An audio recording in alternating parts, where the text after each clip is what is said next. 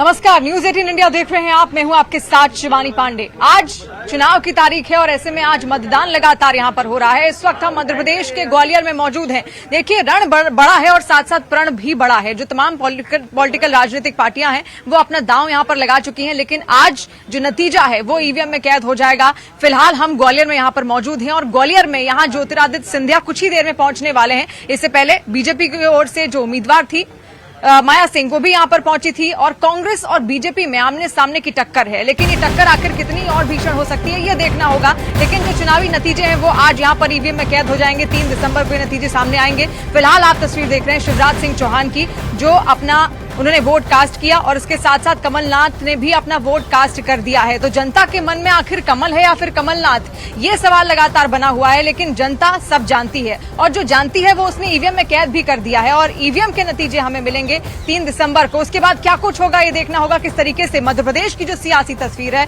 वो बदलती हुई यहाँ पर दिखेंगी। प्रशांत और मनोज भी इस वक्त मेरे साथ जुड़े हुए हैं। ग्वालियर में इस वक्त मैं मौजूद हूँ। प्रशांत इस वक्त हमारे साथ मौजूद है। प्रशांत, आपकी मौजूदगी कहाँ है एक बार वो बताइए और वहां की तस्वीर भी दिखाइए। वहां की जनता का मन आपने टटोला तो क्या कुछ जनता ने कहा? मध्य प्रदेश की 230 विधानसभा सीटों पर आज चुनाव, लेकिन छिंदवाड़ा में मेरी मौजूदगी है। वीवीआईपी सीट और छिंदवाड़ा से तय होने वाला है कमल या कमलनाथ। और इसीलिए भी ये बेहद अहम सीट है क्योंकि प्रदेश के पूर्व मुख्यमंत्री कमलनाथ छिंदवाड़ा से चुनाव लड़ रहे हैं और एक ऐसे ही मतदान केंद्र के बाहर हमारी मौजूदगी है। सुरक्षा बलों की चाक चौबंद व्यवस्था यहाँ पर कर दी गई है ताकि शांतिपूर्ण तरीके से मतदान हो। पुलिस के वरिष्ठ अधिकारियों की मौजूदगी है।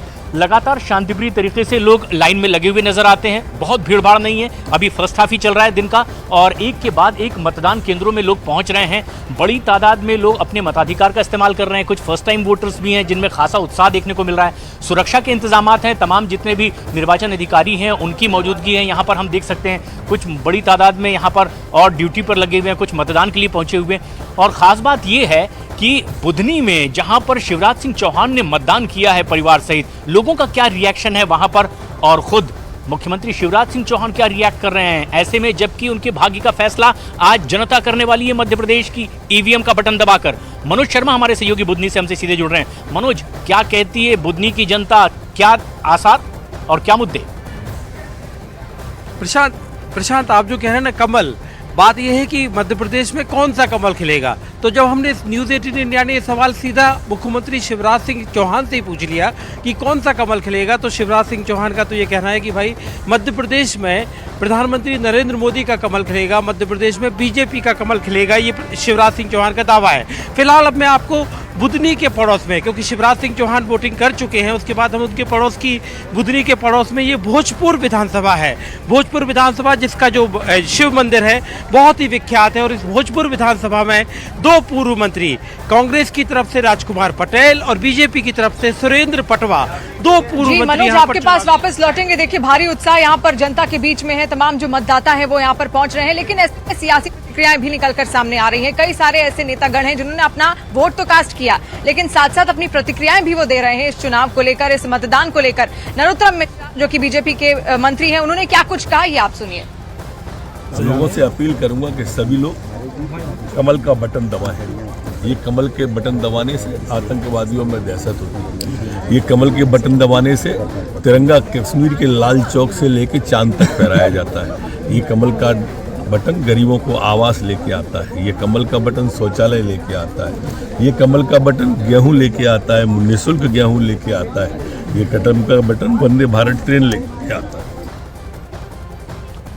तो छत्तीसगढ़ में भी इस वक्त वोटिंग जारी है। मेरी मौजूदगी है पाटन सीट पर। यह हाई प्रोफाइल सीट है। यहाँ से छत्तीसगढ़ के मुख्यमंत्री भूपेश बघेल मैदान में हैं और मैं आपको दिखाऊं कि अब से कुछ देर का इंतजार, और जब भूपेश बघेल यहाँ पर खुद वोट डालने पहुंचेंगे आप देखेंगे सिक्योरिटी यहाँ पर काफी ज्यादा है क्योंकि मुख्यमंत्री यहाँ पर पहुंचने वाले हैं। ऐसे में यहाँ पर अंदर जाने की किसी को इजाजत नहीं है यहाँ पर, क्योंकि मतदाता इस बूथ की अगर हम बात करें तो 390 है। ये देखिए, मेडिकल यहाँ पर सेवाएं भी हैं कि किसी को दिक्कत हो, ये भी है। यहाँ पर तैयारी की गई है और ये मेरा मत जरूरी है देखिए, और ये टैगलाइन है। इसके अलावा इस बोर्ड को अगर मैं पीछे करूंगी थोड़ा, जैकेशन आप आगे आइए, इस बूथ पर जो कुल मतदाता है 390 है, इसीलिए यहाँ पर आपको वोटर्स की तादाद कम दिख रही है। और जो ग्रामीण इलाका है, क्योंकि तो ऐसे में जो वोटर्स हैं वो आकर के ज्यादा देर रुक नहीं रहे। कुछ महिलाएं आएंगी, उनसे हम बात करेंगे। ये सेल्फी पॉइंट भी यहाँ पर बनाया गया है। देखिए, ये सेल्फी पॉइंट है और इसमें लिखा हुआ है कि मेरा मतदान मेरा अधिकार, वाकई क्योंकि 5 साल के लिए वोट कैद हो जाएगा। लेकिन यहाँ पर देखिए, चाचा का मुकाबला भतीजे से है। विजय बघेल चुनावी मैदान में है और ऐसे में विजय बघेल ने शिकस्त दी थी 2008 में। कुछ महिलाएं हैं, आप वोट देने जा रही हैं? हैं? कहाँ से आई हैं? यहीं से। क्या दिमाग में चल रहा है वोट देने से पहले? देखिए, तो चलिए, महिलाएं मुस्कुरा देती हैं, कैमरा देख करके ज्यादा बात नहीं करती हैं। आप कुछ कहेंगी? का बोलबो, हमारे गांव के मंत्री सीएम देबो, हमारा गांव देखी ही, गांव का आदमी ला, बाहर के थोड़े ना ही देखे बा। ठीक है, पार्टी का नाम नहीं बताना है, किसी का नाम नहीं बताना है। हाँ। ठीक है, गांव की विकास की बात आप कर रही हैं? हाँ, गांव की विकास की बात कर, गांव के देखी और गांव में सहमत लती ही। ठीक है, तो ये कह रही हैं कि देखिए कि हम गांव से हैं और जो ये पाटन विधानसभा है, दरअसल इसमें 2,10,000 मतदाता है। पिछली बार भूपेश बघेल जो कि 27,000 से ज्यादा वोटों से उन्होंने जीत दर्ज की थी, लेकिन इस बार जो मुकाबला है वो त्रिकोणीय है, क्योंकि अजीत जोगी के बेटे अमित जोगी वो भी पाटन से ही चुनावी मैदान में है। ऐसे में क्या मुख्यमंत्री भूपेश बघेल अपनी सीट बचा पाएंगे, बड़ा सवाल है। मेरे सहयोगी आदित्य इस वक्त रायपुर में मौजूद है। आदित्य, आप क्या तस्वीरें वहां से दिखाने वाले हैं, क्या हलचल आप देख पा रहे हैं? देखिए, इस वक्त मैं रायपुर में मौजूद हूँ। भाजपा के जो पूर्व कद्दावर मंत्री रहे बृजमोहन अग्रवाल, उनकी विधानसभा सीट का ये एक मतदान केंद्र है। छत्तीसगढ़ में 1600 से ज्यादा अति संवेदनशील मतदान केंद्र है और ये भी अति संवेदनशील मतदान केंद्र है। केंद्रीय रिजर्व पुलिस फोर्स के जो जवान हैं, केंद्रीय सुरक्षा बलों के जो जवान हैं, वो यहाँ पर तैनात है। अब देखिए, जिस तरीके से पाटन में लड़ाई हो रही है चाचा भतीजे के बीच, उसी तरह से रायपुर की इस विधानसभा सीट पर लड़ाई हो रही है गुरु और चेले के बीच। बृजमोहन अग्रवाल जो है वो लड़ रहे हैं महंत राम सुंदर दास जी जो है उनके आदेश पे, और उनको गुरु मानते हैं। एक मठ के वो मठाधीश है। तो यहाँ पर जो लड़ाई हो रही है वो गुरु चेले के बीच में हो रही है। कुछ वोटर्स यहाँ पर मौजूद है, वोट दे के आए। आप क्या मुद्दा है इस बार और क्या सोच के वोट दिया? सर, कांग्रेस का वोट जो है, नहीं, पार्टी का नाम नहीं लेना है आपको। क्या सोच के वोट दिया है, मुद्दा क्या है? हमारा मुद्दा साहब कि पहले आप 2500 धान में जीते थे, 3100 करके धान हम जीतेंगे, अब क्या है? हम, अच्छा, ये तो किसी राजनीतिक दल के जो है वो स्पेसिफिक नेता लग रहे हैं। आपने क्या सोच के वोट दिया?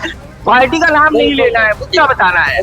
जी, आपके पास हम वापस लौटेंगे। छत्तीसगढ़ में भी चुनाव लगातार चल रहा है, मतदान वहां पर हो रहा है। तो ऐसे में देखिए, तमाम जो राजनेता हैं वो भी इस चुनावी मौसम को बखूबी समझते हैं। मध्य प्रदेश में इस वक्त हमारी मौजूदगी है और मध्य प्रदेश में 10 संभाग हैं और ऐसे में 10 संभागों में आता है ग्वालियर संभाग। ग्वालियर संभाग के ग्वालियर जिले में ही हम इस वक्त मौजूद हैं। यहाँ पर जो 6 विधानसभा सीटें आती हैं वो बेहद अहम है, क्योंकि ग्वालियर गढ़ माना जाता है ज्योतिरादित्य सिंधिया का। 203 कुल मिलाकर विधानसभाएं हैं जहां पर आज के दिन मतदान हो रहा है। जो तमाम मतदाता हैं वो भी अपने मताधिकार का इस्तेमाल कर रहे हैं, लेकिन चुनौती बड़ी है यहाँ पर बीजेपी और साथ साथ जो टक्कर कांग्रेस के साथ उनकी है। इस चुनावी मौसम में जो संकेत लगातार आ रहे हैं, तमाम जो राजनेता है वो बखूबी इसको समझते हैं और इसके अलावा जो जनता है वो भी बहुत अच्छे से समझती है इस चुनावी माहौल को, इन चुनावी संकेतों को, लेकिन अपने मन में रख कर वो आज ईवीएम तक पहुंच रहे हैं और ईवीएम में अब जो नतीजे हैं वो कैद हो जाएंगे। 3 दिसंबर को ये तमाम नतीजे निकलकर सामने आएंगे और उसके बाद आखिर जनता के मन में क्या है वो साफ यहाँ पर दर्शाया जाएगा।